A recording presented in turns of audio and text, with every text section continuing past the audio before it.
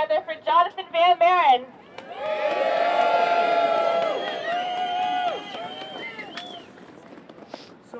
So we've heard a lot of talk today about defunding abortion. As some of the other speakers have mentioned, abortion is legal in Canada throughout all 9 months of pregnancy, for any reason or for no reason at all. And as more and more news comes out across Canada and from parliamentarians, we're finding out what some of those reasons actually are. Abortion is being used as a tool by misogynists to dismember preborn children in the womb just because they're girls. Abortion is being used as eugenics to exterminate all those who are disabled, have Down syndrome, or are considered otherwise imperfect. And as the previous speaker mentioned, abortion is being used by people just to preserve their own lifestyle and just to preserve their own selfishness. This is nothing less than barbarism. And what I think we have to realize as well is that the vast majority of Canadians have no idea what abortion is, what abortion does, or what abortion looks like. Because if they actually knew what abortion was, they would not only refuse to pay for it, but they would refuse to tolerate it at all. And we at the Canadian Centre for Bioethical Reform are on the streets in Toronto and Calgary and other cities every single day, and we're discovering very rapidly that when Canadians are confronted with what abortion actually is, Canadians reject abortion because they had no idea what they were actually supporting and what they're actually currently paying for. As a number of the other speakers have pointed out, each and every one of us is complicit in the deaths of preborn children by very virtue of being tax-paying Canadians. This is being forced on us. It's being forced on us by the politicians and people like the people across the street who claim that abortion is somehow health care. Now, the pro-choicers love to claim that pro-lifers are lying, and they love to say that what we say isn't true, that our stats are wrong, that our studies are wrong, and that our information is wrong. So what I thought I'd do for you just for a moment is take a look at what the abortionists and the abortion clinic workers themselves had to say about abortion and how they described the procedure. The following testimony was written by a late-term abortion assistant in a clinic run by a man named Dr. Haskell. Quote, "The mother was 6 months pregnant. A doctor told her that the baby had Down syndrome, so she decided to have an abortion. Dr. Haskell brought the ultrasound in and hooked it up so that she could see the baby. On the ultrasound screen, I could see the heart beating. As Dr. Haskell watched the baby on the ultrasound screen, the baby's heartbeat was clearly visible. Dr. Haskell went in with forceps and grabbed the baby's legs and pulled the baby down into the birth canal. Then he delivered the baby's body and arms, everything but the head.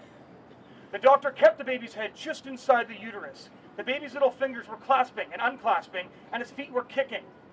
Then the doctor stuck a scissors into the back of his head, and the baby's jerked out in a flinch, a startled reaction, like a baby does when he thinks he might fall. The doctor opened the scissors, stuck a high-powered suction tube into the opening, and sucked the baby's brains out. Now the baby was completely limp.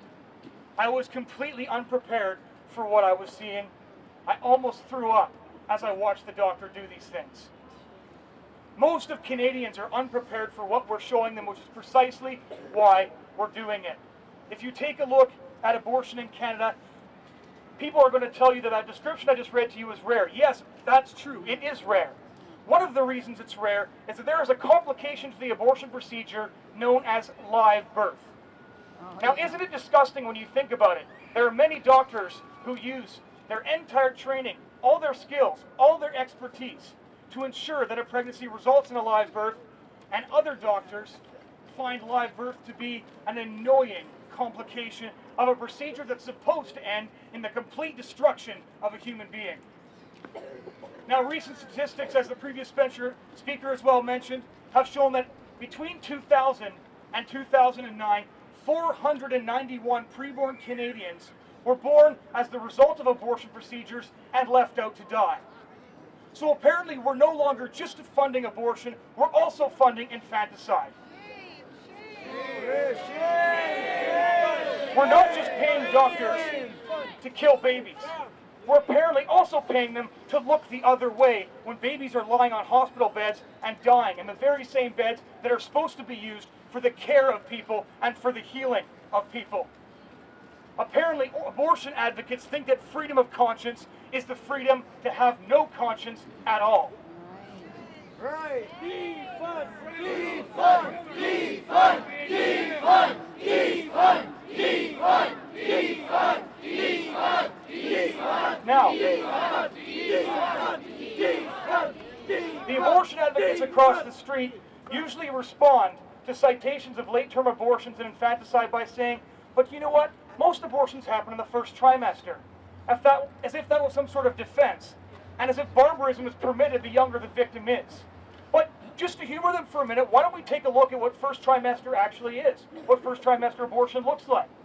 In a first trimester abortion, a suction aspirator is inserted into the uterus, and a vacuum suction is cranked up to the point where the limbs, the little arms and the little legs, are literally suctioned off of the baby.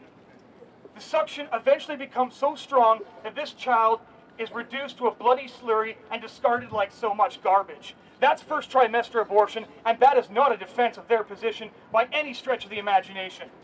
Shame! Shame! Shame! Shame! Shame!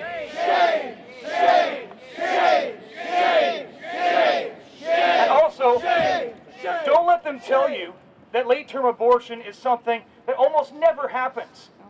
My colleague Stephanie Gray debated a late-term abortionist named Dr. Fraser Fellows at Brock University about a month and a half ago. And when she described a late-term abortion procedure, he openly admitted that this was not only something he does, but this was something that was his specialty.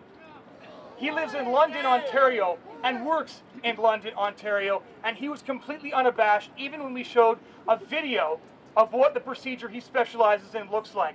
Now, just for a moment, why don't we take a look at what that procedure looks like and what that procedure actually is. I'm going to read a quote from you from former abortionist Dr. Levantino. He is a man who used to commit these abortions before he converted. And here's how he described the procedure that Dr. Fellows of London, Ontario specializes in.